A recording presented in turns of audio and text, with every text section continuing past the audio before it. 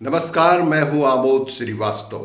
Amazing thought, amazing message, amazing information की दिशा में आज एक कदम और आगे। आज के इस कहानी का शीर्षक है एक अंगहीन फकीर। आपको ये मेरा वीडियो अच्छा लगे तो लाइक करें, शेयर करें और लाल बटन दबाकर सब्सक्राइब अवश्य करें। साथ ही बेल आइकन दबाना बिल्कुल ना भूलें। एक फकीर था, उसके दोनों बाजू नहीं थे। उस बाग में मच्छर भी बहुत होते थे। मैंने कई बार देखा उस फकीर को आवाज देकर, माथा झुकाकर वह पैसा मांगता था। एक बार मैंने उस फकीर से पूछा, पैसे तो मांग लेते हो, पर रोटी कैसे खाते हो? मैंने उस फकीर से पूछा कि पैसे तो मांग लेते हो, पैसे मिल भी जाते हैं, लेकिन रोटी कैसे खाते हो? तब उस फकीर ने बताया, जब शाम उतर आती है तो उस नान बाई को मैं पुकारता हूं। वो जुम्मा आके पैसे ले जाती है और कुछ रोटियां दे जाती है। वह भीख के पैसे उठाकर ले जाती है, उसके बदले में मुझे खाने के लिए कुछ रोटियां दे जाती है।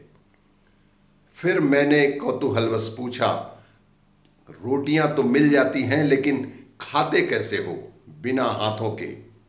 तब वह बोला, खुद तो मैं खा नहीं सकता जनाब, आने जाने वालों को आवाज देता हूं। इधर से आने जाने वालों को आवाज देता हूं। वो आने जाने वाले, प्रभु तुम्हारे हाथ रखे हैं, कृपया मुझ पर दया करो, मेरे ऊपर दया करके रोटी मुझे खिला दो। मेरे हाथ नहीं हैं।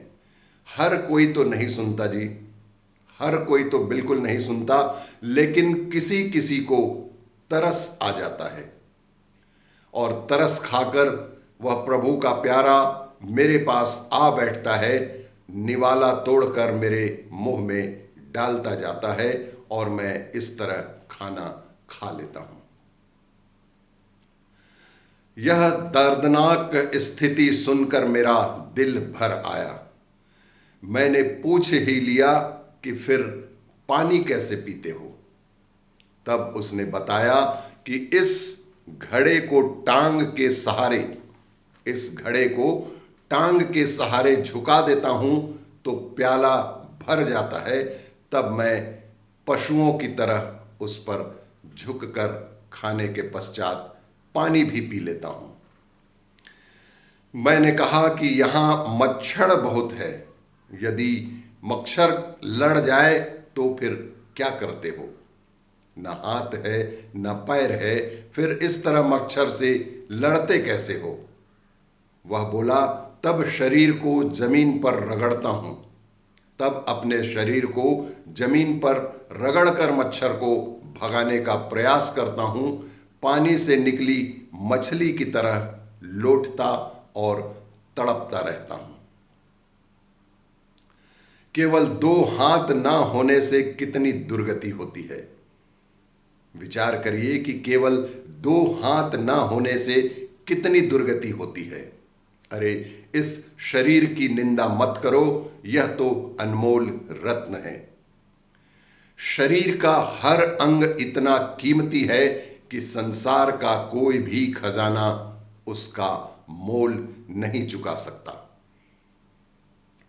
परंतु यह भी तो सोचो कि यह शरीर मिला किस लिए है।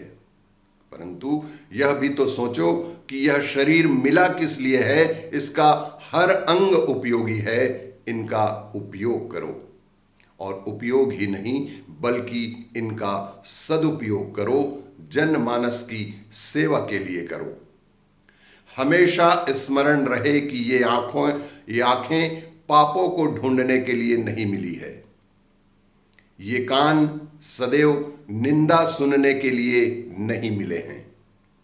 हाथ दूसरों का गला दबाने के लिए तो बिल्कुल ईश्वर ने हमें नहीं दिए हैं।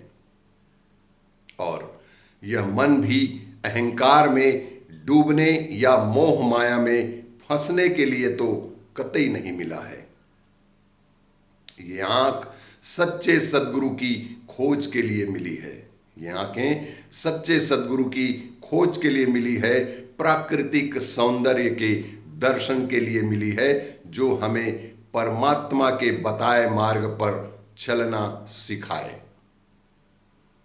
ये हाथ प्राणी मात्र की सेवा करने को मिले हैं। ये हाथ प्राणी मात्र की सेवा करने को मिले हैं। ये पैर उस रास्ते पर चलने को मिले हैं जो परम पद तक जाता हो।